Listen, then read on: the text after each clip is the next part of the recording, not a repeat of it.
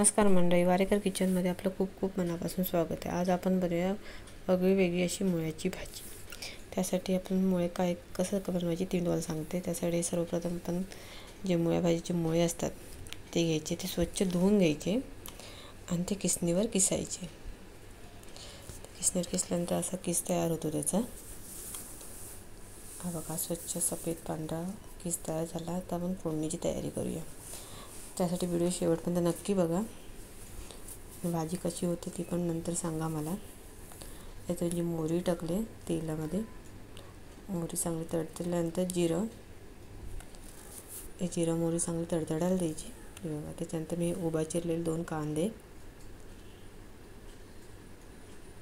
कांदा थोडासा लालसर व्हायला द्यायचा, त्यामध्ये 1 टोमॅटो बारीक चिरलेला।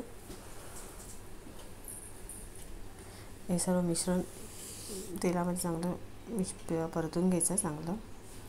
त्यामध्ये बाकीचं पण साहित्य टाकायचं आपल्याला। कांदा आणि टोमॅटो चांगलं हे झालं आहे, तेलामध्ये परतलं आहे। त्यामध्ये आला लसूण पेस्ट थोडीशी, थोडंसं हळद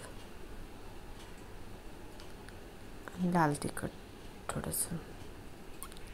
हे मिश्रण आपल्याला मिक्स करून घ्यायचं। हे बघ, कांद्याला थोडंसं तेल, मसाला टाकल्यानंतर तेल चांगलं सुटलं आहे। आता त्यामध्ये आपण किसलेला जो किस होता मुळ्याचा तो त्यामध्ये ॲड करायचा।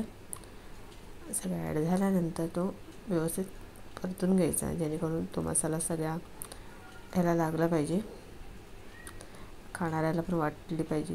ही मुळ्याची भाजी आहे की कोबीची भाजी आहे अशी हा प्रश्न त्याला पडलाच पाहिजे। अशी भाजी नक्की करून बघा आणि घरी विचारून घ्या की ही भाजी कसली झाली आहे म्हणून। त्यामध्ये मीठ चवीनुसार,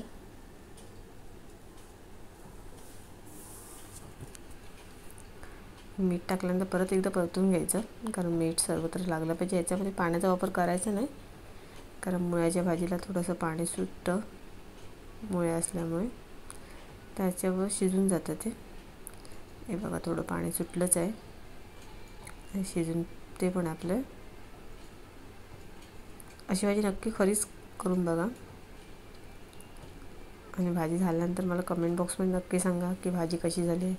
चॅनल नवीन असाल तर नक्की सबस्क्राईब करा, लाईक करा, शेअर करा, कमेंट करा आणि व्हिडिओ शेवटपर्यंत बघितल्याबद्दल धन्यवाद।